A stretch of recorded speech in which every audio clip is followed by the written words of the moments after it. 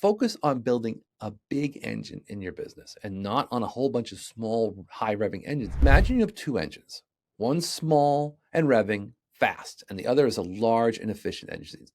The larger engine is designed to bring more power with less effort, right?